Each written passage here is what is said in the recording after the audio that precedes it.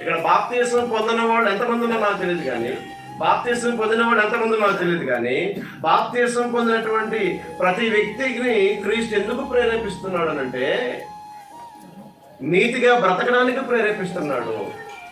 ఆయన రక్తంలో కడగబడ్డాము గనుక. ఇంకా బాప్తీసం పొందకుండా ఎవరైనా ఉన్నట్లయితే, క్రీస్తు ప్రేమ మిమ్మల్ని కూడా బలవంతం చేయాలంటే, క్రీస్తు ప్రేమ మీకు కావాలంటే మీరేం చేయాలా? పాపక్షమాపణ నిమిత్తము బాప్తీసం పొందాలి. క్రీస్తు మరణ పునరుద్ధానాలందు మీరు కూడా పాలి భాగస్తులు అయి ఉండాలి. అప్పుడే క్రీస్తు ప్రేమ మిమ్మల్ని ఏం చేస్తుంది? బలవంతం చేస్తుంది. పౌలు గారిని బలవంతం చేసిందటండి. ఆ బలవంతం చేసేటువంటి తరుణంలో కొరడాల దెబ్బలు తట్టుకున్నాడు, చలిని తట్టుకున్నాడు, దిగంబరత్వం తట్టుకున్నాడు, ఆకలి దెబ్బలు తట్టుకున్నాడు. ఎన్ని హింసలండి, ఎన్ని ఇబ్బందులండి పౌలు గారికి.